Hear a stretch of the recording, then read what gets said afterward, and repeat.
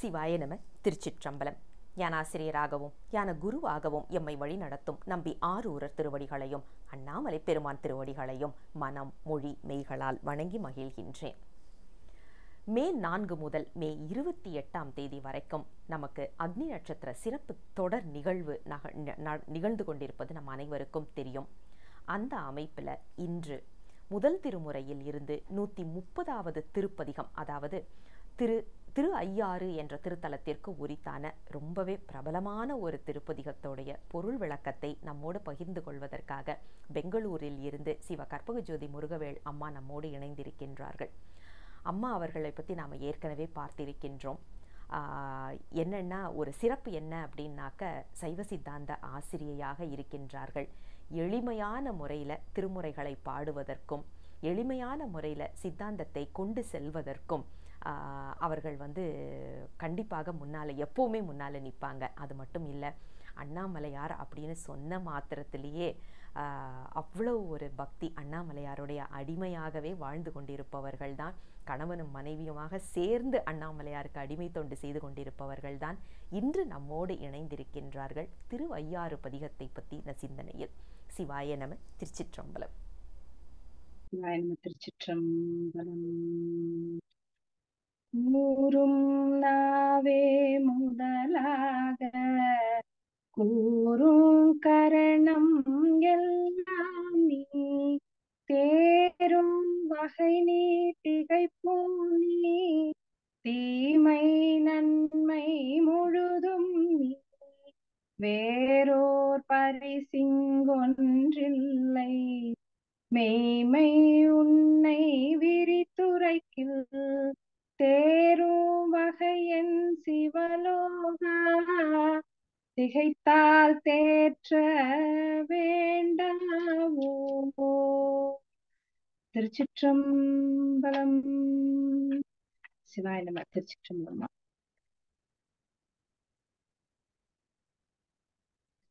சிவாய நம. இன்னைக்கு வெறும் இயற்கை உண்மை. சிவாய நம. திருச்சிற்றம்பலம். கூறும் நாவே முதலாக கூறும் கரணம் எல்லாம் நீ தேரும் வகை நீ திகைப்போம் நீ தீமை நன்மை முழுதும் நீ வேறோர் பரிசிங்கொன்றில்லை மெய்மை உன்னை விரித்துரைக்கில் தேரும் வகையன் சிவலோகா திகைத்தால் தேற்ற வேண்டாமோ. திருச்சிற்றம்பலம். சிவாய நம. திருச்சிற்றம்பலம். அடியார் பெருமக்களோட திருவடியை மனம் மொழி மெய்யினால வணங்கிட்டு, இந்த வாய்ப்பை எனக்கு அளித்த லாவண்யா அம்மாவின் திருவடிகளையும் வணங்கிட்டு, நம்ம தொடர் சிந்தனையாக மேகராக குறிஞ்சி பண்ணில் அமைந்த பதிகங்களை தொடர் சிந்தனையாக சிந்திப்பதற்கு நமக்கு அருள் செய்து கொண்டிருக்கக்கூடிய திருவருளையும் குருவருளையும் துணையாக கொண்டு இன்றைய சிந்தனையை தொடங்கலாம். இன்னைக்கு நாம பார்க்க இருக்கக்கூடிய தலம் திரு ஐயாறு. திரு ஐயாறு இந்த பதிகம் எல்லாராலையும் நிறைய பேசப்பட்ட பதிகம், நல்ல விரும்பி படிக்கக்கூடிய பதிகம், எல்லாரும் எடுத்து காட்டக்கூடிய பாடல் இருக்கக்கூடிய பதிகம். இந்த திருவையாறு பதிகம் அப்படின்னு சொன்ன உடனே மழைக்காக இந்த மேகராக குறிஞ்சி பண்ணு தெரியுதோ இல்லையோ, அந்த சிலமந்தி அலமந்த போதாக அப்படின்ற போது அந்த சிலமந்தி அலமந்து மரமேறி அப்படின்னு சொல்லி அந்த வரியை சொல்லாத பேச்சாளர்கள் குறைவாகத்தான் இருப்பாங்க. அப்படி அந்த அளவுக்கு சிறப்பான ஒரு பாடல் இன்றைய பாடல். திரு ஐயாறு தலத்தை பத்தி சொல்லணும் அப்படின்னு சொன்னா, ஐயாரப்பரும் அரமளத்த நாயகியும் அருள் செய்யக்கூடிய கோயில். திரு ஐயாறு அப்படிங்கிறது 5 ஆறுகளை உடையது. 5 ஆறுகள் என்னென்ன அப்படின்னா, வடவாறு, வெண்ணாறு, வெட்டாறு, குடமுருட்டி, காவிரி அப்படின்னு சொல்லக்கூடியது. இந்த 5 ஆறுகள் சேர்ந்தது. முக்கியமா இந்த தலம் நந்திதேவருக்கு அருள் செய்த தலம் அப்படிங்கறத பார்க்கிறோம். இப்படி பல சிறப்புகளை உடையது. ஏழூர் திருவிழா நடக்கக்கூடிய திருவையாறு. திருவையாறு அப்படின்னு சொன்னாலே நம்பி ஆரூரருக்காக அந்த 5 ஆறுகள் வழிவிட்டதை நம்ம சொல்லாம இருக்க முடியாது. அப்படிப்பட்ட பரவும் பரிசொன்று அறியேன் நான் அப்படின்னு சொல்லி பாடும் பொழுது உடனே அவருக்கு அந்த ஆறானது வழிவிட்டு பெருமானுக்கு வெள்ளம் ஓடிட்டே இருக்கிற பொழுது வழிவிட்டது அப்படிங்கிறது எவ்வளவு சிறப்பான ஒரு செயல். இந்த நாமும் இப்ப மழைக்காகவும் வெள்ளத்திற்காகவும் இதற்காகத்தான் நம்ம மழை நீர் வேண்டித்தான் இந்த பதிகங்களை சிந்திச்சுக்கிட்டு இருக்கோம். அப்படி பாக்குற பொழுது மேகராக குறிஞ்சி பண் அப்படிங்கிறது வந்து மேகராகம் குறிஞ்சி அப்படிங்கிற இரண்டு ராகங்களின் இரண்டு பண்களின் கலவை அப்படின்னு சொல்லி பார்த்தோம். இரண்டு ராகங்களோட கலவை அப்படிங்கறதெல்லாம் நேற்றுக்கு பார்த்தோம். நமக்கு வந்து பெருமான் வந்து 7 இசையாகவும் இருக்கிறார், அதன் பயனாகவும் இருக்கிறார் அப்படின்னு பார்த்தோம். 7 இசையாக அப்படின்னும் பொழுது அவரேதான் எல்லாமாக இருக்கிறார். அதைத்தான் திருக்குறள்ல திருவள்ளுவர் சொல்றாரு. எல்லாமாக இருக்கிறார் அப்படிங்கிறது எப்படி சொல்றாரு அப்படின்னா, மழை நீரானது எப்படி இருக்கும் தெரியுமா? அது வந்து மழை நீரானது நாம் செய்யக்கூடிய உணவுகள் தயாரிப்பதற்காக அதற்குரியதாக உரிய பொருளாகவும் இருக்கும். இதுவே ஒரு உணவுப் பொருளாகவும் இருக்கும். அதேதான் பெருமானும். அவர் நமக்கு எல்லாமாக இருப்பார். அவர் நமக்கு கூடவே இருப்பாரு, நமக்கு அறிவுறுத்தி கொண்டு இருப்பாரு, நமக்கு துணையாகவும் இருப்பார். அவரே நமக்கு ஊதியமாக அவரே நமக்கு வந்து உணவாகவும் இருக்கக்கூடியவர் அவரே. அப்படிங்கிறதுதான் துப்பார்க்கு துப்பாய துப்பாக்கி துப்பார்க்கு துப்பாய தூவும் மழை அப்படிங்கறதுல பாத்தீங்கன்னா எத்தனை துப்பு அப்படின்னு சொல்லி துப்பார்க்கு துப்பார்க்கு துப்பாய துப்பார்க்குன்னா உண்பவர்களுக்கு துப்பாய அது உணவாகவும் இருக்கிறது. எது? இந்த மழை உணவாக எப்படி இருக்கும்? உணவு தயார் பண்ணும் பொழுது முக்கியமானது நீரு, அதற்கு உரியதாக இருக்கக்கூடியது துப்பாக்கி. அப்படின்னா உடலை அதை அந்த அந்த துப்பார்க்கு துப்பாய துப்பாக்கி அப்படின்னும் போது துப்பு ஆக்கி அப்படின்னா உடலை வந்து வலிமையுடையதாக ஆக்கி, அப்படி வலிமைப்படுத்தி அப்படின்னு சொல்லி பொருள் எடுக்கிறோம். இந்த மாதிரி இந்த மழையானது நமக்கு உணவாகவும் இருக்கு, நமக்கு அதே சமயம் உணவு தயார் செய்வதற்குரிய பொருளாகவும் இருக்கு. அப்படிங்கிற மாதிரி நமக்கு இறைவன் 7 இசையாகவும் இருக்கிறார், இசை பயனாகவும் இருக்கிறார், நமக்கு உடனாகவும் இருக்கிறார், ஒன்றாகவும் இருக்கிறார், நம்மளோடைய கலந்தும் இருக்கிறார், வேறாகவும் இருக்கிறார். அந்த இறைவனோட பதிகங்களை எப்படி சிந்தித்தாலும் அருள் தான். அது எப்படி அப்படின்னு சொன்னோம்னா, நெருப்பு அப்படின்னு சொன்னோம்னா நெருப்புங்கிறது பெரிய நெருப்பு, அப்படியே பெரிய ஜுவாலை, அதை தொட்டாதான் நமக்கு சுடுமா அப்படின்னா இல்ல. ஒரு ஊதுவத்தி தொட்டா கூட நமக்கு சுடத்தான் செய்யும். அது போல இந்த பதிகங்கள்லாம் நமக்கு வந்து பெரிய நெருப்பு, அது இப்படித்தான் செய்யணும் அப்படித்தான் செய்யணும்னு எப்படி ஒரு நம்ம படித்தாலும் சரி பாடினாலும் சரி நமக்கு அருள் செய்யக்கூடிய பெருமான் அருள் செய்வார். அதற்குரிய பலன் நமக்கு கிடைக்கவே செய்யும் அப்படிங்கிற உறுதிப்பாடோட நம்ம எப்பவுமே செயல்படணும். மழை வேண்டி பதிகங்கள் பாடுறதுக்கு பெரிய செயல்னா அந்த பதிகங்களை பாடும் பொழுது நமக்கு நம்பிக்கைங்கிறது ரொம்ப முக்கியமான வேண்டும். நம்பிக்கை இல்லைன்னா என்ன ஆகும் அப்படின்னு சொன்னா, மழைக்காக பாடுறாங்களாம், நானும் போய் பார்த்துட்டு வரலாம் அப்படின்னு போறேன் அப்படின்னு சொல்றதுல பலன் இல்ல. குடையோட போறதுதான் பலன். குடையோட போகணும். கண்டிப்பா மழை பெய்யும், கண்டிப்பாக மழை நமக்கு மழையாக திருவருள் வரும் அப்படின்றது தெரிஞ்சுக்கிட்டு குடையோடு செல்றதுதான் சிறப்பு. எப்படின்னா நமக்கு வந்து ஒரு மாசத்துக்கான அரிசியை நாம ஒன்னா சேர்த்து வாங்கி வைப்போம். அப்படின்னா என்னன்னா நம்பிக்கை தாங்க. நம்பிக்கை எப்படியும் அந்த அரிசியை நம்ம சாப்பிட்டு முடிச்சிருவோம் அப்படிங்கிற நம்பிக்கை தான். எனக்கு பெருமான் என்றும் அருள் செய்வான் அப்படிங்கிற ஒரு நம்பிக்கையோட இன்றைய பதிகத்தை நம்ம சிந்திக்கிறதுக்கு போகலாம். இன்றைய பதிகத்துல முதல் பாடல் இதத்தான் சொன்னது. எல்லாருக்கும் ரொம்பவுமே அறிமுகமான ஒரு பாடல் தான் இது. இதுல இந்த பாடல்ல என்ன சொல்றாரு அப்படின்னு சொன்னா, இந்த பாடல் வந்து வரலாற்று முறையில 95வது பதிகமாகவும் முதல் திருமுறையில் 130வது பதிகமாகவும் அமைக்கப்பட்டது.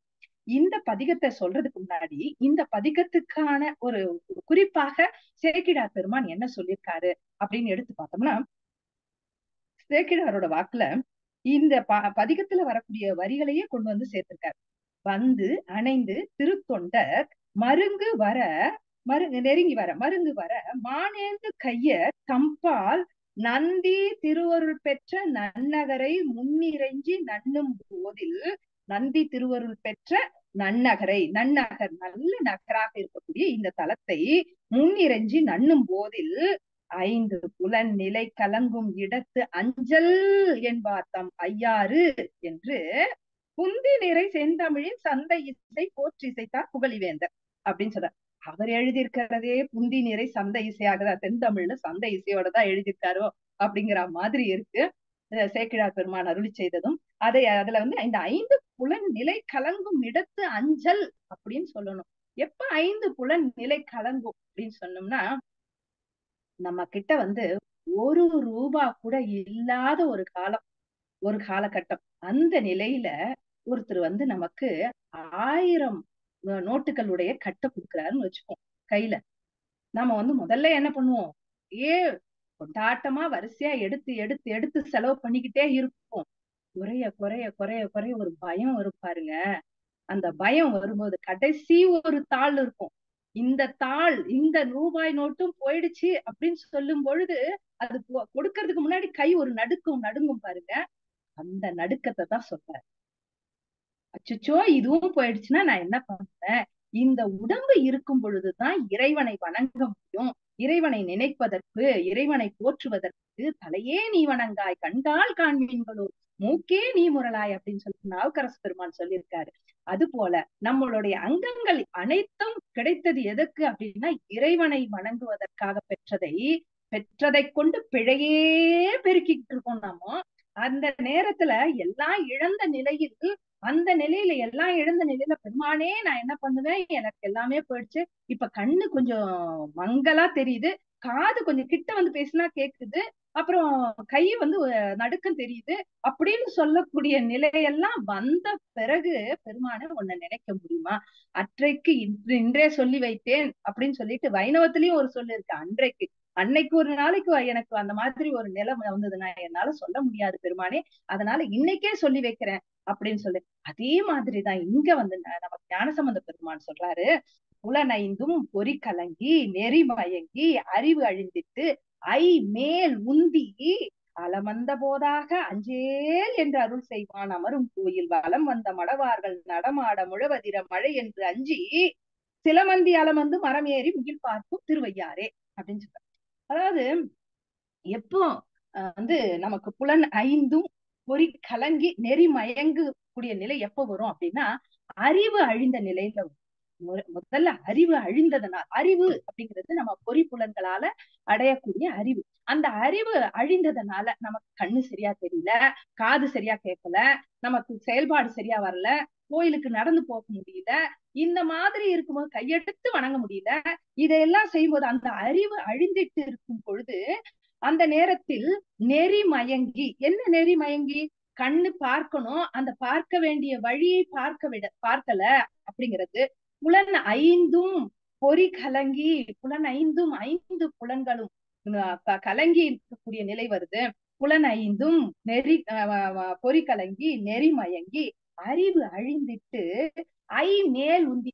அப்படின்னா கோழை வந்து மேல வந்து வந்து நின்னு பேச விட முடியாம என்ன செய்யக்கூடிய நிலை வந்ததுன்னா, அந்த நேரத்துல அலமந்தல் அப்படின்னு சொன்னா அப்படியே ஒரு மாதிரி சுழல்றது, என்ன பண்றது, எதையோ நினைக்க தோணுது, நான் என்னென்னவோ பண்ணிட்டேனோ, நான் என்ன பண்ணிருக்கணும், இதெல்லாம் பண்ணலையோ, இதை இன்னும் முடிச்சு வைக்கலையே, இதை இன்னும் செய்து வைக்கலையே அப்படிங்கிற அலமந்த போதாக இந்த நேரத்துல பெருமானே நான் வந்து உன்னை நினைக்க கூட என்னால முடியுமா தெரியாது, அந்த நேரத்துல எனக்கு அஞ்சேல் என்று அருள் செய்வான் அமரும் கோயில் அப்படின்னு சொல்றாரு. அஞ்சேல் அப்படின்னு சொல்லி எனக்கு அஞ்சேல். திருமுருகாற்றுப்படையில வந்து நக்கீர பெருமான் சொல்வாரு, அஞ்சல் ஓங்குமதி முருகப்பெருமான் வராராம். வந்த உடனே புலவர் ஆற்றுப்படுத்துதெல்லாம் முருகாற்றுப்படைங்கிறது வழி ஆற்றுப்படுத்துதல். அப்ப ஆற்றுப்படுத்துற போது ஒரு புலவர் இன்னொரு புலவருக்கு ஆற்றுப்படுத்துதல், அங்க வந்து முருகரை நோக்கி போங்க அப்படின்னு சொல்றதுதான் முருகாற்றுப்படை. அதுல வந்து முருகர் வந்து இந்த புலவர் கிட்ட வரும் பொழுதே சொல்றாராம், அஞ்சல் ஓம்புமதி அறிவல் நீ வரவேண அப்படின்னு சொல்லுவாராம். அப்போ எனக்கு தெரியும் நீ எதுக்கு வந்திருக்கேன்னு எனக்கு தெரியும் அப்படின்னு சொன்னா, அப்போ வந்தவருக்கு எப்படி இருக்கும், அப்பா நான் எப்படி சொல்லுவனோன்னு நினைச்ச சாமி, ஏன்னா எனக்குதான் புலன் 5ம் பொறி கலங்கி நெறி மயங்கி அறிவு அழிந்துட்டு இந்த ஐமேல் உந்தி இந்த நிலையில இருக்கிறனே, வாயை திறந்து பேச முடியல, என் புலன்கள் என் கட்டுப்பாட்டுல இல்ல, பொறிகள் என் கட்டுப்பாட்டுல இல்ல, அப்படி இருக்கிற நிலையில அஞ்சல் ஓம்புமதி அறிவல் நின் வரவு அப்படின்னு சொல்லிட்டா எவ்வளவு நல்லா இருக்கும் பெருமானே அப்படின்னு, அதத்தான் அஞ்சல் என்று அருள் செய்வான் அமரும் கோயில் அப்படின்னு சொல்றாரு. நமக்கு வந்து திருவாவடுதுறை பதிகத்துல வந்து நம்பி ஆரூரர் சொல்றார், ஒரு பதிகத்திலையும் அஞ்சல் அஞ்சல் அஞ்சல் அப்படின்னு சொல்லியே சேர்த்து சேர்த்து சொல்றாரு. அங்கனா அஞ்சல் அப்படின்னு சொல்லி ஒரு அங்கனா அண்ணலே அப்பனே அதிபனே அந்தனா அரவனே ஐயனே ஆதியே ஆணையே அப்படின்னு என்னை அஞ்சல் என்று அருள் செய்ய வேண்டும் அப்படின்னு சொல்லி ஆவடுதுறை பெருமான் கிட்ட விண்ணப்பம் செய்வார் நம்பி ஆரூரர். அப்படி எல்லாருமே அஞ்சல் அஞ்சல்னு. ஏன் அப்படின்னா அந்த நேரத்தில், அறிவு அழிந்த நேரத்தில் நம் செயல்பாடு நம் கட்டுப்பாட்டுக்குள் இருக்காது, இப்பவும் இருக்காது. ஆனா இருக்கிறதா நினைச்சுக்கிட்டு இருப்போம். ஆனா அப்போ இருக்கவே இருக்காது. அது மட்டும் எல்லாருக்கும் தெரிஞ்சிருக்கு. அதனால எல்லாரும் சொல்றாங்க. அதுக்குதான் நமக்கு 11ஆம் திருமுறையிலையும் பாத்தீங்கன்னா, குந்தி நடந்து குனிந்து ஒரு கை கோலூன்றி நொந்து இருமி ஏங்கி நுரை தேறி வந்து உந்தி ஐயாறு வாயாறு பாயாமுன். ஐயாறு இந்த கோழை வாயில பாஞ்சி உன்னோட பேச்சு நிக்கிறதுக்கு முன்னாடி நெஞ்சமே ஐயாறு வாயால் அழை ஐயாருன்னு ஒரு தடவையாவது சொல்லிட்டேன், ஐயாறு ஐயாறு ஐயாருன்னு சொல்லிட்டேன் அப்படின்னு சொல்லி நமக்கு காடவர்க்கம் சொல்லியிருக்காங்க. அப்போ இங்க அந்த இந்த அந்த புலனைந்தும் பொறிக்கல்லங்கி நெறிமயங்கி அறிவழிவிட்டு ஐமேல் உந்தி அலமந்த போதாக அஞ்சேல் என்று அருள் செய்வான் அமரும் கோயில். அந்த அந்த ஊர் எப்படி இருக்கு அப்படின்னு சொன்னா, வலமந்த மடவார்கள் நடமாட முழவதிர மழையில் தஞ்சி சிலமந்தி அலமந்து மரமேறி பார்க்கும் திருவையாறு. அந்த திருவையாறு தலம் மடவார்கள் பெண்கள்லாம், அழகான பெண்கள்லாம் நடமாடுறாங்க. அந்த நடமாடும் பொழுது அவர்கள் நடமாடுவதற்கு ஏற்றாற் போல் வாத்திய கருவிகள் வாசிக்கப்படுது, முழவு வாசிக்கப்படுது.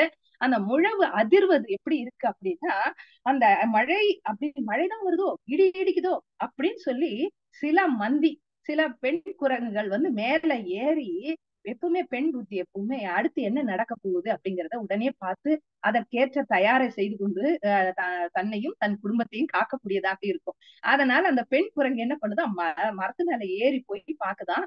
ஓ மழையோ இது அப்படின்னு பாக்குதான். மழைய என்று அஞ்சி சிலமந்தி அலமந்து மரம் ஏறி முகில் பார்க்கும் வேகத்தை பார்க்கக்கூடிய திரு ஐயாறு அப்படின்னு சொல்லி சொல்றாருமா. அடுத்தது 2வது பாடல்ல என்ன சொல்றாங்க அப்படின்னா, இந்த மரண பயம் நீக்கக்கூடிய பெருமானை வேண்டிட்டு முதல் பாடல்ல வேண்டிட்டு அடுத்த பாடல்ல விடலேறு படனாகம் அரை கதைத்து வெப்பறையல் பாவையோடும் அடலேறு ஒன்றது ஏறி அம்சொலீர் அம்சொலீர் அப்படின்னு சொல்லும்போது அழகிய சொல்லை உடையவர்களே அப்படின்னு பெண்களை பார்த்து. இப்போ பலி கேட்க போறார் பெருமான்னு. அவர் போற பொழுது எப்படி போறாரு, பிச்சை எடுக்கிறதுக்கு போறார். பலிங்கிறது பிச்சைக்காக போறார். போற பொழுது எப்படி போறாருன்னா, விடலேறு படநாகம். விடல் அப்படின்னு சொன்னா விடலை அப்படின்னு எடுத்து இளநாகம் அப்படின்னு எடுத்துக்கலாம், வலிமையான நாகம் அப்படின்னு சொல்லி எடுத்துக்கலாம். அப்ப விடலேறு படநாகம் அரை கசைத்து இடுப்புல கட்டிக்கிட்டு, அடுத்து வெப்பறையன் பாவையோடும் மலையறையனுடைய பெண்ணான மலைமகளையும் தன்னோட கூட்டிட்டு, அடலேறு ஒன்று அது ஏறி அடல் ஏறது அது மேல 2 பேரும் சேர்ந்து போய் என்ன பண்றாங்க அப்படின்னா, அம்சொலீர் பலி என்னும் அடிகள் கோயில் அம்சொலீர். அப்ப நாமெல்லாம் இப்பெல்லாம் பாக்குறோம், அம்மா அம்மா அப்படின்னு சொல்லி கேக்குறவங்க இருக்கிறாங்க. அது போல பெருமான் அழகிய சொற்களை பேசக்கூடிய பெண்களே அப்படின்னு சொன்ன. அழகு அப்படின்னு சொன்னாலே அது பெருமானின் புகழை பாடுவதுதான் அழகு. அந்த பெருமானின் புகழை பாடக்கூடிய பெண்களை பார்த்து போறாரு அப்படின்னு சொன்னா என்ன பொருள் அப்படின்னா, பெண்கள் அப்படின்னு எடுத்தா பெண்ணை நோக்கி போறாரா பெருமான் அப்படின்னா, ஆணாக பிறந்திருந்தாலும் பெண்ணாக மாறினாத்தான் பெருமானை அடைய முடியும். அப்படின்னா என்ன பொருள் அப்படின்னா, பெண் அப்படிங்கிறவ என்னன்னா, ஒரு குடும்பத்துல பிறந்து இன்னொரு குடும்பத்துக்கு சேரும் பொழுது தன் குடும்பத்தை விட்டு, அதாவது பக்குவம் அடையக்கூடிய நிலையில் தன் தலைவனே எல்லாம் அப்படின்னு சொல்லி வரக்கூடிய நிலை, அந்த தன் தலைவனே அப்படின்னு வரக்கூடிய எல்லா உயிரும் பெண் தான். அப்போ தலைவனாக இறைவனை நினைத்து பொது நீக்கி தன்னை நினைந்து தலைவனே நீதான் அப்படின்னு வரக்கூடிய எல்லா உயிர்களும் பெண்கள் தான். அதனால இங்க அம்சொலீர் அப்படின்னு சொல்லியிருக்காரு, பெண்களுக்கு தான் சொல்லியிருக்காரு போல இருக்கு ஞானசம்பந்த பெருமான். இந்த சாமி பெண்களை பார்த்துதான் போவார் போல இருக்கு அப்படின்னு எடுத்துக்க வேண்டாம். அம்சொலீர் பலி என்னும் அடிகள் கோயில் அப்படின்னு சொல்லக்கூடிய அடிகள் கோயில் அப்படின்னு சொல்றாரு இந்த பெருமான். அப்புறம் கடல் ஏறி திரை மோதி காவிரியின் உடன் கங்குல் வைகி, கடல் ஏறி திரை மோதி காவிரியின் உடன் வந்து கங்குல் வைகி திடல் ஏறி சுரிசங்கம் செழுமுத்து அங்கு ஈன்று அழைக்கும் திருவையாறு. போன பாடல்லையும் இந்த வயல்ல வந்து சங்குகள்லாம் முத்துக்களை இறைக்குது, அதையெல்லாம் அது உலக போகம் அப்படிங்கிறதுக்காக சிவபோகம் வேண்டி இருக்கக்கூடிய பக்குவ ஆன்மாக்கள் அதையெல்லாம் வாரி அந்த பக்கம் போட்டாங்க அப்படிங்கறத நேற்றைய சிந்தனையில பார்த்தோம். இன்னைக்கு என்ன சொல்ல வராரு அப்படின்னு சொன்னா, திடலேறி சுரிசங்கம் செழுமுத்து அங்கு ஈன்றழைக்கும் திரு ஐயார். எங்க அப்படின்னா இந்த கடற்கரை ஓரத்துல இந்த இந்த சங்குகள் எல்லாம் முத்துக்களை ஈன்று அங்கே இருக்கக்கூடிய இயற்கை வர்ணனை தான் இந்த இடத்துல சொல்றாரு. அப்போ வந்து கடல் ஏறி திரை மோதி கடல்ல இருந்து அடித்துட்டு வரக்கூடிய சங்குகள்ல இருந்து முத்துக்கள் பிறக்குகிறது அப்படின்னு சொல்லும் பொழுது இங்கே வந்து செல்வ செழிப்பு நிறைந்திருக்கிறது அப்படின்னு ஒரு பொருள். அப்புறம் முத்துக்கள் அப்படின்னு சொல்லி எடுத்துக்கிட்டோம்னாலே முத்தி அப்படிங்கிற ஒரு பொருளை எடுத்துக்கிட்டு முத்தியை அளிக்கக்கூடிய தலமாக இருக்கக்கூடியது இந்த திருவையாறு அப்படிங்கறதும் நமக்கு தெரியுது. அடுத்தது வந்து 3வது பாடல்ல என்ன சொல்றாருன்னா, கங்காளர், கைலாய மலையாளர், காணப்பேராளர், மங்கை பங்காளர், திரிசூல படையாளர், விடையாளர், பயிலும் கோயில் கொங்காள பொழில் நுழைந்து கூர்வாயால் இறகுலத்தி கூதல் நீங்கி செங்கால் வெண்குருது பைங்கானல் இறை தேரும் திருவையாறு. இந்த பைங்கானல் அப்படின்னு சொல்றது வந்து கடற்கரை சோலை. இந்த கடற்கரை சோலையில என்ன இருக்கு அப்படின்னா, அப்படியே இந்த 2வது பகுதியில பாருங்க, பொங்கால் அப்பொழில் நுழைந்து கூர்வாயால் இறகு உலர்த்தி அப்படியே அந்த கூரான அந்த வாயால அதோட இறகு, ஏன்னா மழை பெய்திருக்கிறது, மேகராக புரிஞ்சு பண்ணுல பாடுறோம் இல்லையா, அதனால மழை, அந்த மழை மேகம் திரண்டு வந்து மழை பொழியிற நேரத்துல அதனால நனைஞ்சிருக்கக்கூடிய அந்த நாரை, அந்த நாரைங்கிறது செங்கால் வெண் குருகு அப்படின்னு சொல்றாரு. குருகு அப்படின்னு சொல்லி எடுத்துக்கிட்டோம்னா அது பொது எல்லா பறவைகளையும் குருகுன்னு சொல்றது வழக்கம். ஆனா இங்க வந்து குறிப்பா செங்கால் நல் வெண்குருகு அப்படின்னு சொன்னதுனால நாராய் நாராய் செங்கால் நாராய் அப்படின்னு சொல்லக்கூடிய நம்மளுடைய அந்த பழைய பாடலை நினைச்சிட்டு, அப்ப செங்கால் நல் வெண்குருகு பைங்கானல் இறை தேரும் அந்த பசுமையான கடற்கரை சோலையில இறையை தேடிக்கொண்டிருக்கக்கூடிய திரு ஐயாறு அப்படிங்கிறது பின்பகுதியில சொல்ல. முன்னாடி இருக்கிற பகுதியில என்ன சொல்றாரு அப்படின்னா, கங்காளர் அப்படிங்கிறது என்ன அப்படின்னா, அவர் இங்க வந்து அடுத்து ஆளர் ஆளர் ஆளர் அப்படின்னு சொல்றாரு. ஆளர் அப்படின்னா ஆளுபவர். எதையெல்லாம் ஆள்றாரு? கங்காளராக இருக்கிறார். கங்காளர்னா என்ன அப்படின்னு சொல்லி பார்த்தோம்னா, பிரமன் திருமால் ஆகியோருடைய எலும்பு கூட்டை அணிந்திருத்தல் தான் அவர் கங்காள வேடம் அப்படின்னு சொல்லக்கூடியது. அப்ப அவர் கங்காளராக இருக்கிறார். அவர் கைலாய மலையாளராக இருக்கிறார். கைலாய மலை ஊழிதோர் ஊழி முற்றும் உயர்பொன் நொடித்தான் மலை, அப்படி உயர்ந்து கொண்டே இருக்கக்கூடிய அந்த நொடித்தான் மலையை, கைலாய மலையை ஆளக்கூடியவர், அதில் அமர்ந்திருந்து ஆளக்கூடியவர், அங்கிருந்து உயிர்களை ஆளக்கூடியவர், அவர் ஆட்கொண்டு எல்லா உயிர்களுக்கும் அவர் தலைவனாகவும் உயிர்கள் எல்லாம் அவருக்கு அடிமையாகவும் இருக்கக்கூடிய நிலையில் ஆளக்கூடியவர் கைலாய மலையாளர். காணப்பேராளர், காணப்பேர் அப்படிங்கிற தலத்துக்குரியவராக இருக்கக்கூடியவர் காணப்பேராளர். மங்கை பங்காளர், மங்கை பங்காளர் அப்படிங்கிறது என்ன அப்படின்னா, திருவருளை தன்னுடனேயே வைத்திருக்கக்கூடியவர். திரிசூல படையாளர், அவர் வந்து முப்படையை 3 இலைகளை உடைய திரிசூல 3 சூலப்படையினை உடையவர். அந்த படையினை கையில் ஏந்திருக்கக்கூடியவர். அந்த சூலப்படை அப்படிங்கிறது எதற்கு அப்படின்னு சொன்னா, நமக்கு வரக்கூடிய துன்பங்களை எல்லாம் அழிப்பதற்கு சூலப்படை அப்படின்னு, சூலப்படையை வைத்திருக்கக்கூடியவர். விடையாளர், விடையின் மேல் வரக்கூடியவர், அறத்தின் மேல் வரக்கூடியவர் விடையாளர் அப்படின்னு சொல்லும் பொழுது அவர் வந்து அறத்தின் மேல் வரக்கூடியவர், அதே சமயம் அருள் செய்யக்கூடியவர். அருள் செய்வதற்கு வரும் பொழுது நாமெல்லாம் நினைப்போம், நமக்கு ஏன் இந்த துன்பம், நமக்கு ஏன் எனக்கு மட்டும் எனக்கு மட்டும் இப்படி செய்யறார் சாமி அப்படின்னு சொல்லி அவர் அறத்தின் மேல வராரு. அதனால நம்ம வினை என்ன செய்திருக்கிறோமோ அதற்கேற்ற பலனை நாம கிடைக்குமாறு செய்யக்கூடியவர். அதனால விடையாளர். அப்படிப்பட்டவர் பயிலும் கோயில். அவர் வந்து கங்காளர், கைலாய மலையாளர், காணப்பேராளர் அப்படின்லாம் பெருமானை பற்றி சொன்னோம். அப்ப நாம அப்படின்னு ஒரு எண்ணம் வரும் இல்லையா நமக்குலாம். உடனே நாம எல்லாச்சுலயும் அவங்களுக்கு கொடுத்தீங்களா, எனக்கு எப்படி, என்னோட பங்கு என்ன அப்படின்னு யோசிப்போம். நாமெல்லாம் யாரு அப்படின்னு சொன்னா, நாமெல்லாம் நோயாளர், எப்பொழுதும் நோயோடவே இருக்கக்கூடியவர்கள். நோய் அப்படின்னா என்னன்னா, நாம நினைக்கிற மாதிரி தலைவலி, உடம்பு ஜுரம் இதெல்லாம் உடம்புக்கு வர்றது. இந்த உயிருக்கு இருக்கிறது என்ன அப்படின்னா, பிறவி பிணி அப்படிங்கிற நோயை ஆண்டு கொண்டிருக்கக்கூடியவர்கள் நாமெல்லாம். அது மட்டும் இல்ல, அவர் வந்து ஆளர் ஆளர் சொன்னோம். நாம யாரு அப்படின்னா ஆழ்வாரே இல்லாத மாடாக இருக்கக்கூடியவர். ஆழ்வார் இலிமாடு ஆவேணுமோ அப்படின்னு மாணிக்கவாசக பெருமான் கேக்குறார். அப்ப அந்த ஆழ்வார் இல்லாம போயிடுவனோ, நீ இல்லைன்னா எனக்கு அருள் செய்யலைன்னா வேற யார் செய்வாங்க? விடிலோ கெடுவேன் விடிலோ கெடுவேன்னு சொல்றாரு. அப்ப நீ விட்டுட்டீன்னா நான் கெட்டு போயிடுவேனே சாமி அப்படின்னு மாணிக்கவாசக பெருமான் சொல்றாரு. அப்ப என்னை ஆளக்கூடியவர் கங்காளர், கைலாய மலையாளர், காண பேராளர், மங்கை பங்காளர், திரிசூல படையாளர், விடையாளர், பயிலும் கோயில் கொங்கால் அப்பொழில் நுழைந்து கூர்வாயால் இறகுலத்தி கூதல் நீங்கி செங்கால் நெல் வெண்குருகு பைங்கானல் இறை தேரும் திரு ஐயாறு அப்படிங்கிறது 3வது பாடல். அடுத்த பாடல் 4வது பாடல்ல இந்த பெருமான் வந்து பலி ஏற்க போறாருன்றத 2வது பாடல்ல பார்ப்போம். அந்த பலி பாத்திரம் எப்படி இருக்கும் அப்படின்னு சொன்னா, அப்படியே ஊன்பாயும் உடைத்தலை கொண்டு, ஊன்பாயும் உடைத்தலை அப்படின்னு சொன்னா என்னன்னா புலால் நாற்றம், அப்படியே அதுல தசை எல்லாம் இருக்கு, அதனால அதுல புலால் நாற்றம் மிகுந்து இருக்குதான். ஊன் பாயும் ஊன் உடல் பகுதிகள்லாம் இருக்கு அதுல.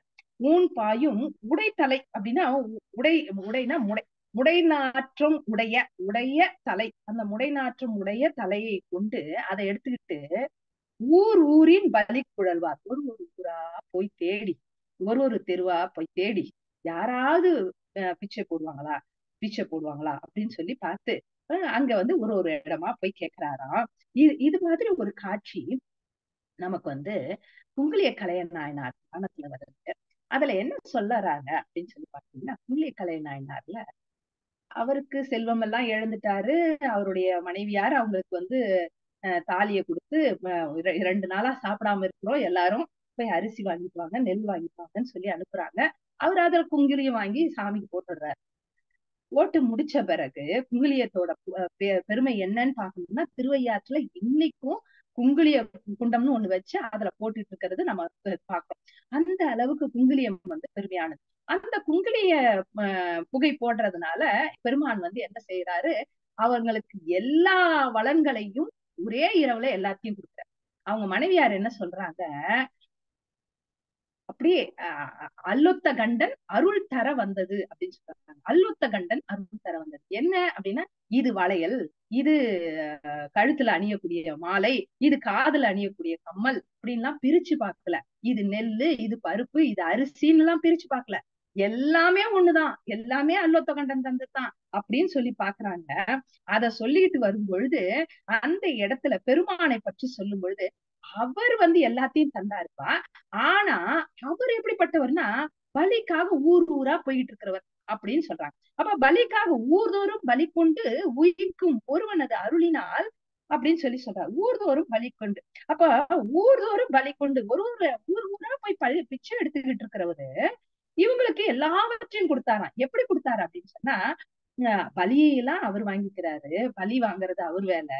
ஆனா பலி இட்டோருக்கு என்ன பண்றாரு, அவருடைய திருவடியில செலுத்துகின்ற அந்த உய்க்கும் அப்படின்னா திருவடியில் தனது பதத்தில் செலுத்துகின்ற அப்படின்னா ஊரின் அப்படிங்கிறது வந்து இல்லங்கள் தோறும் எழுந்தருளி செங்கமல பொற்பாதம் தந்தருளும் சேவகனை அப்படின்னு மாணிக்கவாசக பெருமான் சொன்ன வரியையும் இந்த இடத்துல நினைச்சு பார்க்க வேண்டியிருக்கு. அதே மாதிரி கற்பனை கலைஞன் சிவபிரகாசர் 4வர் 4 மணி மாலை அப்படிங்கிற ஒரு நூல்ல சொல்றாரு, நான் திருஞான சம்பந்தரை பார்த்தா ஒரு நாளைக்கு ஒரு கேள்வி கேட்கணும்ப்பா.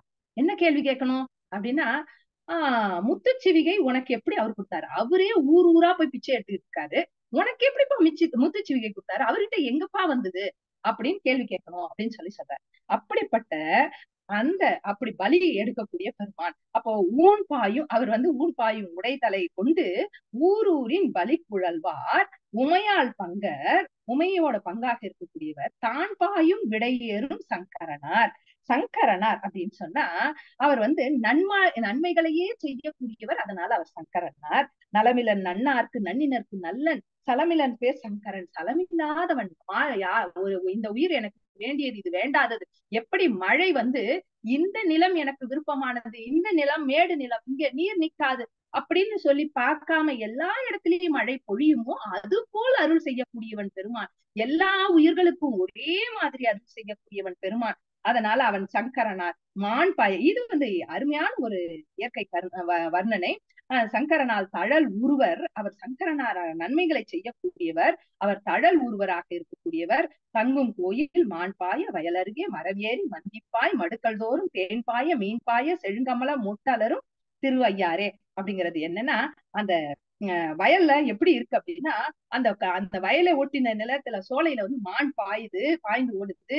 அந்த வயல் அருகே மரம் ஏறி மந்தி பாயுது. இந்த மரத்துக்கும் அந்த மரத்துக்கும் தாவி தாவி பாயுது. அப்ப மடுக்கள் தோறும் தேன் பாயுது, மீன் பாயுது.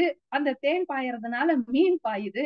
மீன் பாயறதுனால செழுங்கமல மொட்டு அலரும். அப்படியே மொட்டாக இருக்கக்கூடியது கூட மலரக்கூடியது. மொட்டு மலருதல் அப்படிங்கிறது என்ன அப்படின்னா, முட்டா கைகள் குவிந்தால் இதயம் மலரும் அப்படின்னு சொல்லும் பொழுது பெருமானின் அருட்காட்சி நமக்கு கிடைக்கும். கைகள் குவியும் பொழுது அந்த மொட்டு அலரும் திருவையாரே அப்படிங்கிறத சொல்றாரு 4வது பாடல்ல. பார்த்துட்டு 5வது பாடல்ல நீரோடு கூவிலமும் நிலாமதியும். இதெல்லாம் வந்து பெருமானின் சடை மேல இருக்கக்கூடிய பொருட்கள். நீரு அப்படின்னா கங்கை, நீரோடு கூவிலமும் நிலாமதியும்.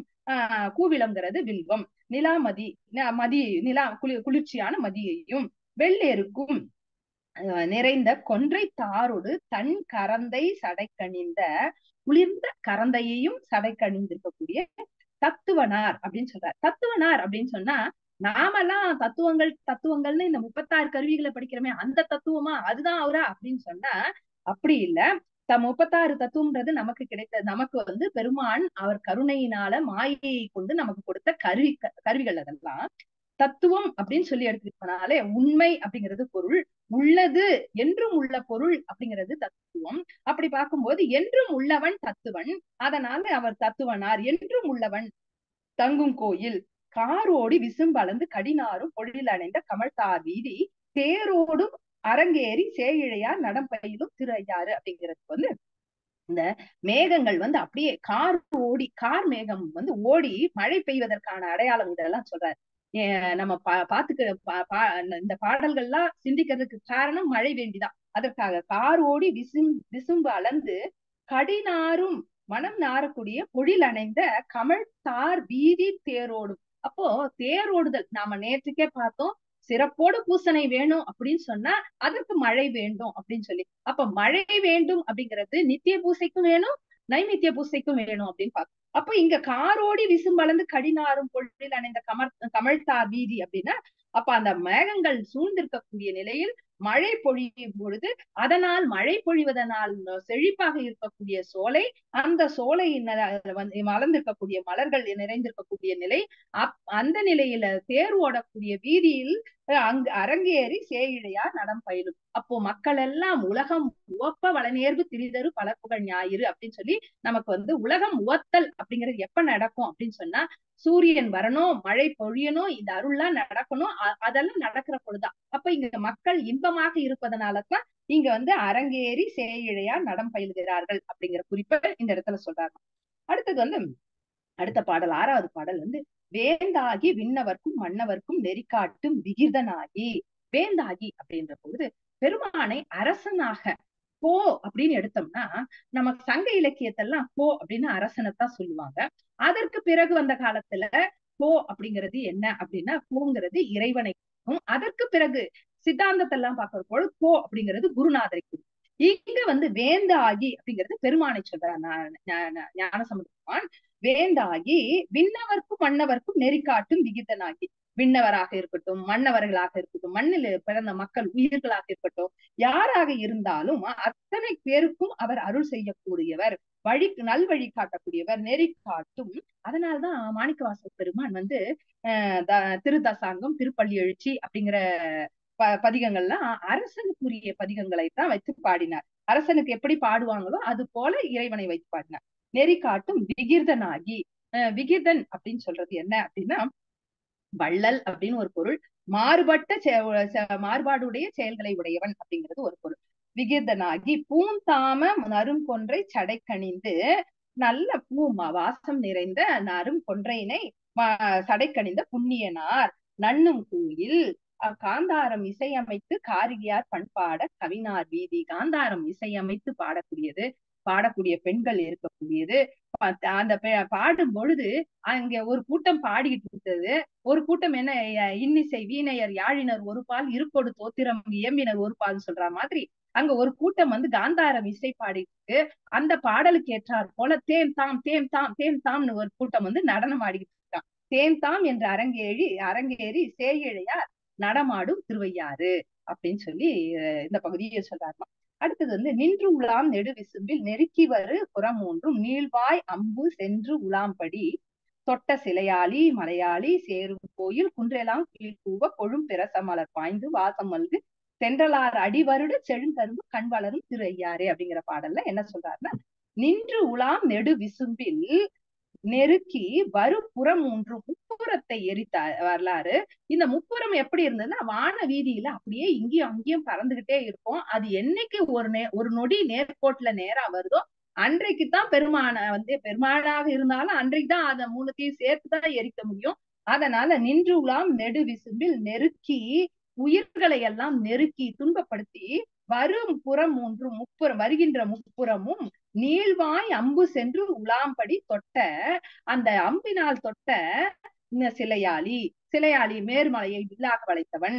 அடுத்தது மலையாளி அப்படின்னு சொல்லும்போது கைலாய மலையை உடையவன், முன்னாடியே பார்த்த மலையாளன்றதுக்கு.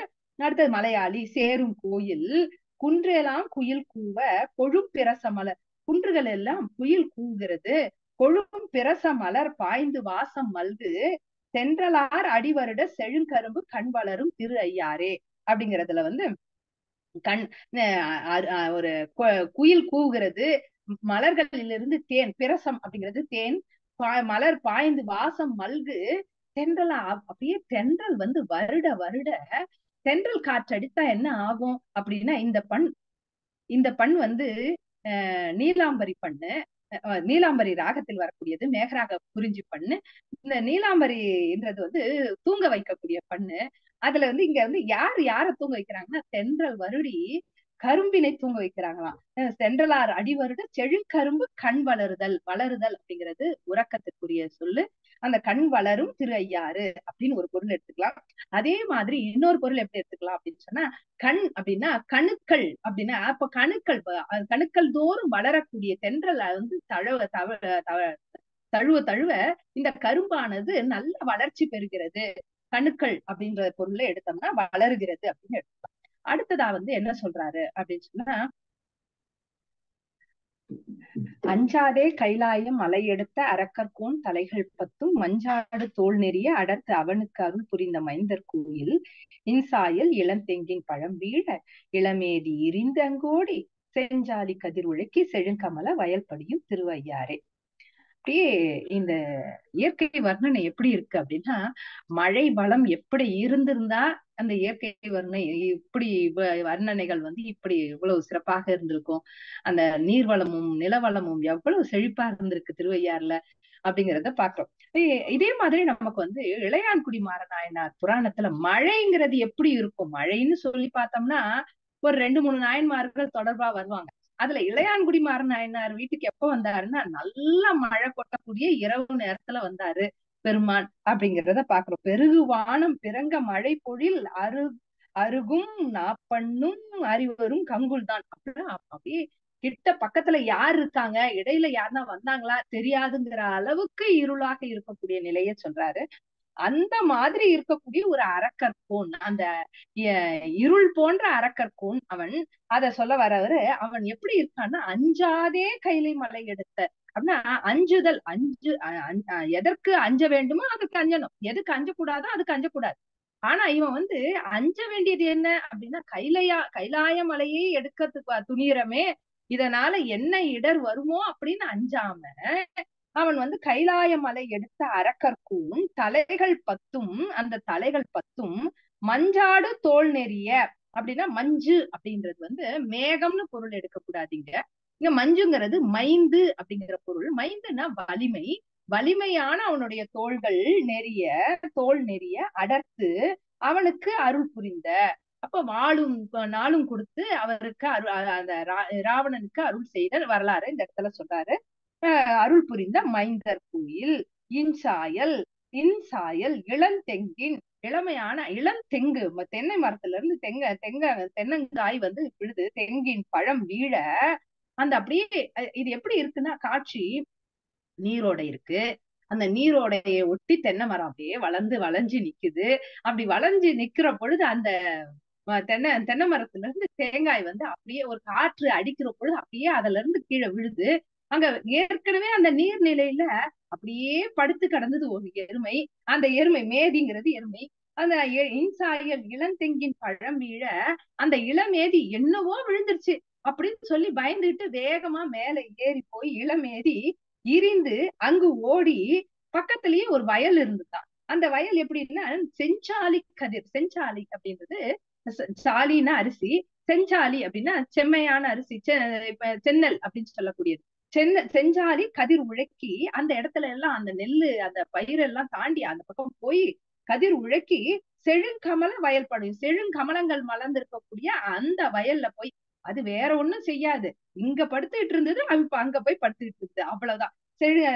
செழுங்கமல வயல் படியும் திரு ஐயாறு அப்படின்னு சொல்லி சொல்றாங்க. அடுத்த பாடல்ல மேலோடி விசும்பனவி வியன் நிலத்தை மிக அகழ்ந்து மிக்கு நாடும் மாலோடு நான்முகனும் அறியாத வகை நின்றான் மண்ணும் கோயில் கோலோட கோல் வளையார் கூத்தாட குவிமுலையார் முகத்தில் இன்று சேலோட சிலையாட சேயிழையார் நடமாடும் திரு ஐயாரே அப்படிங்கிறதுல வந்து என்ன சொல்றாருன்னா, அப்படியே மேலோடி விசும்பு அணவி அப்படிங்கிறது மேல் இருவர் வந்து தேடிக்கிட்டு போறாங்க பெருமானுடைய திருமுடியையும் திரு அடியையும் எங்கன்னு தேடிட்டு போறாங்க. அப்ப மேல ஓடி விசும்பு அணைய மேக கூட்டங்கள் வானத்து மேல போயிட்டு அணவி அப்படின்னா கலந்து, அதனோட கலந்து ஒருத்தர் போறாரு. வியன் நிலத்தை மிக அகழ்ந்து ஒருத்தர் போறாரு. இந்த வியன் நிலம் அப்படின்னா அகன்ற இந்த நிலம், அந்த அகன்ற நிலத்திலே இது மிக அகழ்ந்து ஒருத்தர் போறாரு. மிக்கு நாடும் மாலோடு நான்முகனும் அப்படிங்கிறது வந்து இது எப்படின்னா, மாலோடு நான்முகனும்ன்றது மேலோடினது யாரு? பிரம்மன். கீழே அகழ்ந்து போனது யாரு? திருமால். ஆனா இதை எப்படி கொடுத்திருக்கிறாருன்னா மாலோடு நான்முகன் அப்படின்னு கொடுத்திருக்காரு. இது எப்படி அமைக்கப்பட்டிருக்குன்னா இலக்கணத்துல எதிர் நிரல் நிறை அணி அப்படின்னு சொல்லுவாங்க. அந்த முறையில மேலோடி விசும்பனவி வியன் நிலத்தை மிக அகழ்ந்து மிக்கு நாடும் மாலோடு நான்முகனும் அறியாத வகை நின்றான். அவர்கள் நாடி தேடி போன பொழுதும் அவர்கள் காண முடியாதபடி நின்றான், அவர் அறியாத வகை நின்றான் மண்ணும் கோயில்.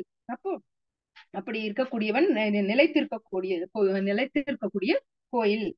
கோலோட கோல் வளையார் கூத்தாட, கோல் வளையார் அப்படின்னு சொன்னா கோல் ஓடுதல் அப்படிங்கிறது நாட்டியம் ஆடும் பொழுது அதற்கு ஏற்றாற் போல இசைக்காக வேண்டி சப்தத்திற்காக செய்யக்கூடிய அந்த கோலை வைத்து தட்டுறது. அந்த கோலோட கோல் வளையார் திரண்ட வளையல்களை அணிந்திருக்கக்கூடிய பெண்கள் கூத்தாட அப்படியே ஆடுகிறார்கள். குவிமுலையார் முகத்தில் அந்த கூத்தாடக்கூடிய குவிமுலையை உடைய அந்த பெண்களின் முகத்துல இன்னைக்கு என்ன இருக்கு தெரியுமா அப்படின்னா, கண்ணென்ற சேல் ஆடுது, அது சேல் ஓடுது, சிலைங்கிற புருவம் ஆடுகிறது அப்படின்னு சொல்லி சொல்றாரு. அப்படியே சேல் ஓட கண்ணு வந்து இந்த பக்கம் அந்த பக்கம் காது வரைக்கும் ஓடி போயிட்டு திரும்ப வந்து அது எப்படி இருக்குன்னா அப்படியே சேல் மீன் வந்து ஓடுற மாதிரி இருக்கா கண்ணு, அந்த பெண்களோட கண்கள். அடுத்தது அவர்களுடைய புருவம் எப்படி இருக்கு அப்படின்னா வளைத்த உருவமாக இருக்கான். சிலையாட சேயிழையார் நடமாடும் திருவையாரே அப்படின்னு சொல்லி அப்படி ஆடக்கூடிய திருவையாறு அப்படின்னு இங்க வந்து நடமாடுதலை மட்டும் எத்தனை பாடல்கள்ல எடுத்து காட்டுறாரு நமக்கு ஞானசம்பந்த பெருமான் அப்படின்னு பாக்குறோம். அப்புறம் அடுத்தது வந்து குண்டாடு குற்று உடுக்கை சமணரோடு சாக்கியரும் குணம் ஒன்று இல்லா மிண்டாடும் மிண்டர் உரை கேளாதே ஆளாமின் மேவி துண்டீர் அப்படின்னு சொல்றாரு. முதல் பகுதியில என்ன சொல்றாருன்னா, குண்டாடு குற்று உடுக்கை, உடுக்கைனா உடை ஆடை, சிறிய ஆடையை அணிந்து கொண்டு சைல ஆடையே இல்லாமல இருக்கக்கூடிய சமணரோடு சாக்கியரும் குணம் ஒன்று இல்லா மிண்டாடும் மிண்டர் உரை கேளாதே அப்படின்னு என்ன பொருள் அப்படின்னு சொன்னா, மிண்டு அப்படின்னு சொன்னா வாதம் செய்யுது, வாதம் செய்தே அவர்கள் வந்து நேரத்தை கடத்தக்கூடியவர்கள். இது எப்படி, அது எப்படி, அதுக்கு முன்னாடி என்ன நடந்தது, இதுக்கப்புறம் என்ன நடந்தது அப்படின்றது அவர்கள் வாதம் செய்யக்கூடியவர்கள். குணம் அந்த ஒரு குணமும் இல்லாத வாதம் அதுல. அதனால குணம் ஒன்றில்லா மிண்டாடும் மிண்டர் உரை கேளாதே, அப்படி பேசிட்டு இருக்கிறவங்க கிட்ட வாதம் செய்கிறவங்க கிட்ட போய் பேசாத, அவங்க சொல்றத கேட்காத அப்படின்னு சொல்லிட்டு அடுத்தது ஆளாமின் அப்படின்னு ஒரு சொல்றாரு. கேளாதேங்கிறது கட்டளை தான், ஆளாமின் அப்படிங்கிறது கட்டளை தான். அப்ப கேளாதே அப்படிங்கிறது என்ன அப்படின்னா, அந்த செம்மலர் நோன்தாள் சேரல் உட்டா அம்மலம் கழி அன்பரோடு மறி மாலரனேயும் மலிந்தவர் வேடமும் ஆலயம் தானும் அரணென தொழுமே அப்படின்னு. யார் கூட செம்மலர் நோன்தாள் சேரல் ஒட்டா, யார் இறைவனை வணங்காமல் இருக்கிறார்களோ அவர்களோட சேராதே அப்படின்னு சொன்ன மெய்கண்டாருடைய வாக்கு வந்து ஞானசம்பந்த பெருமானின் வாக்கை வந்து நமக்கு நினைவுபடுத்துமாறு இருக்கு. அப்போ குண்டாடு குற்றுடுக்கை சமணரோடு சாக்கியரும் குணம் ஒன்றில்லா மிண்டாடும் மிண்டர் உரை கேளாதே, அவர்கள் சொல்ல கேட்காதே. ஆளாமின் அப்படின்னா பெருமானுக்கு இறைவனுக்கு ஆளாக ஆகு அப்படின்னு சொல்ற. ஆளாமின் மேவி தொண்டீர், அவருக்கு ஆளாகி அவருக்கு தொண்டு செய் அப்படின்னு சொல்றார். ஏன் அப்படின்னு சொன்னா, அது இது இது ஏன் நாம் ஆளாக வேண்டும், ஏன் அவருக்கு தொண்டு செய்ய வேண்டும் அப்படின்னா, அவர் என் தோழர் முக்கண்ணர் எம் ஈசர் இறைவர் இனிது அமரும் கோயில் அப்படின்னு சொல்றாரு. அவர் என் தோழர் முக்கண்ணர் எம் ஈசர் அப்படின்னா, அவர் எப்படின்னா திசை, அந்த எட்டு திசைகளும் அவருக்கு தோளாக அமையக்கூடியது. என் தோழர் அப்படிங்கிறது என் திசையும், அப்ப தோள்கள் எல்லாம் 8 திசையும் அவருக்கு தோள்கள், ஒளிகள் யாவும் அவருக்கு கண்கள். அப்படி இருக்கக்கூடிய நிலை என் தோழர். அவர் முக்கண்ணர். அப்போ நான் பார்க்கக்கூடிய அனைத்து பொருள்களிலும் அவர் கலந்திருக்கிறார், எல்லா இடங்களிலும் கலந்திருக்கிறார். சடப்பொருள், உயிருள்ள பொருள், எல்லா பொருள்களிலும் கலந்திருக்கிறார். அத வந்து நீயலாத பிரிதுமற்ற இன்மை அப்படின்னு சொல்லக்கூடிய சொல்லுல வந்து நமக்கு மாணிக்கவாச பெருமான் சொல்லியிருப்பார். அவர் என் தோழர் முக்கண்ணர் எம் ஈசர், 3 கண்களை உடையவர். அவருடைய ஒளி அல்லாது நாம வந்து வேற பொருள், வேற ஒரு ஒளியை நம்ம பெறவே முடியாது அப்படிங்கிறது. அவர் 8 திசைகளும் அவருக்கு தோளாக இருப்பதனால் அவரை நம்மை தாங்கிக் கொள்ளக்கூடிய தோழர் என் தோழர் முக்கண்ணர் எம் ஈசர் இறைவர் இனிது அமரும் கோயில் செண்டாடு புனல் பொன்னி செழுமணிகள் வந்தழைக்கும் திரு ஐயாரே. அந்த செண்டாடு புனல், செண்டாடுதல் அப்படிங்கிறது வந்து ஒரு வகையான விளையாட்டு. அந்த விளையாட்டை ஆடிக்கொண்டு புனல் பொன்னி நீர்நிலையில புனல் நீர் நிறைந்திருக்கக்கூடிய பொன்னியாறு, காவிரி ஆறு, செழுமணிகள் செழுமையான மணிகளை வந்து அழைத்து கொண்டு அடித்து கொண்டு வந்து சேர்க்கக்கூடிய திருவையாறு அப்படின்னு சொல்லி முடிக்கிறாரு. அடுத்தது வந்து அன்னம் மலி பொழில் புடை சூழ் ஐயாற்றி பெருமானை அம்தன் காழி. அன்னம் அப்படின்னு சொன்னோம்னா, இங்க அன்னம் அப்படிங்கிறது உணவு அப்படின்னு எடுத்துக்கலாம். அன்னம்ங்கிறது அன்னம் பாலிக்கும் தில்லை சிற்றம்பலம் அப்படின்னு எடுத்தோம்னா, இங்க வந்து நமக்கு முக்தியை தரக்கூடிய தலம் அப்படிங்கறத எடுத்துக்கலாம். அன்னம் மலி பொழில் புடை சூழ் ஐயாற்றியம் பெருமானை அம்தன் காழி, தன் காழி குளிர்ந்த காழி நகரை சார்ந்த மன்னிய சீர் மறைநாவன் வளர் ஞான சம்பந்தன் மருவு பாடல். வளர் ஞான சம்பந்தன் மறைநாவன் மருவு பாடல் இன்னிசையால், இனிமையான இசையால் இவை 10ம் இசையுங்கால், இந்த 10 பாடல்களையும் இனிமையான இசையால் பாடும் பொழுது ஈசனடி ஏத்துவார்கள். இசையுங்கால் ஈசனடி ஏத்துவார்கள்.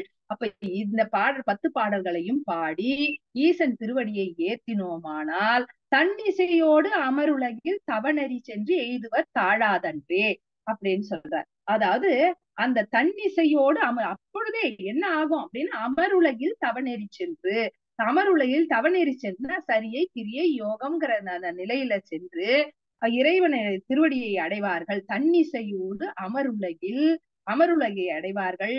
தவநெறி சென்று எய்துவார் தாழாதன்றே, பெருமான் திருவடியை எய்துவார் தாழாது அன்றே அப்படின்னு சொல்லும் பொழுது, அன்றே அப்பொழுதே அப்படின்னு சொல்லி முடிக்கிறார். இப்பொழுதே, இப்பவே நடக்கும், உங்களுக்கு பாடுங்க நல்லது நடக்கும் அப்படின்னு சொல்றாரு. அப்ப இந்த நாம மழை வேண்டி பதிகம் பாடும் பொழுது நிச்சயமாக மழை பெய்யும் அப்படிங்கிற நம்பிக்கையோடு நாம பாட ஆரம்பிப்போமானால் நிச்சயமாக நமக்கு நீர் பற்றாக்குறை அப்படிங்கிறது நமக்கு ஏற்படாது. பெருமானின் திருக்கருணை, அந்த அருள் அப்படிங்கிற மழை பெய்யும் அப்படிங்கிற நம்பிக்கையோடு அன்றே இன்றே கிட்டும், அது அன்றே கிட்டும் அப்படின்னு, அன்றே அப்படி தாழாது அன்றேன்னு கொடுத்திருக்கிறார். அது இன்றே என்று கொண்டு என்னுடைய உரையை நிறைவு செய்து சிவாய நம. திருச்சிற்றம்பலம்.